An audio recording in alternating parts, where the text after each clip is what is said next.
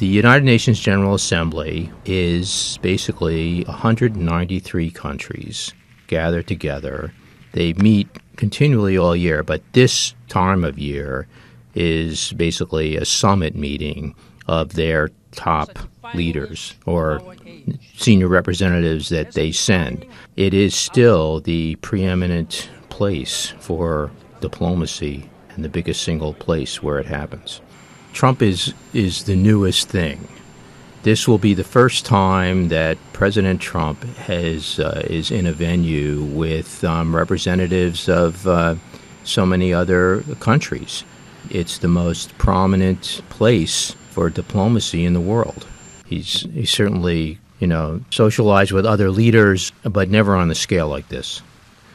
Our withdrawal from the agreement represents a reassertion of America's sovereignty. This will be the first time where Mr. Trump and the proponents of the climate agreement, including the Secretary General of the United Nations, are in the same place where this issue will be discussed.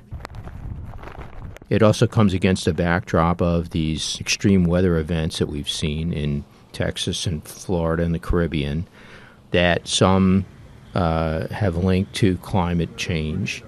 And that's created another emotional undercurrent to the debate. A ballistic missile launch failing just... The North Koreans are on a path to attain the capability to strike the United States with a ballistic missile that has a nuclear warhead on it. There is every expectation that they will continue to do that until they reach that point. It's a crisis. Of course, President Trump has threatened North Korea in ways that we hadn't seen other leaders do, and that's elevated tensions.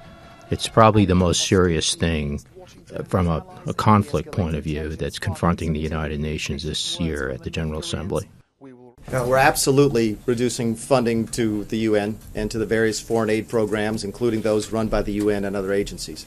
The Trump administration has signaled that it wants to cut its funding to a lot of things overseas, including what the United Nations does in many parts of the world. The United States is the biggest single contributor to the two UN budgets, the regular budget and the peacekeeping budget, and that hasn't changed. We don't know a lot about what else may be cut at the United Nations because of U.S. voluntary contributions. Trump has, said he's said insulting things about the UN. He's called it a club for elitists who sit around and have a good time.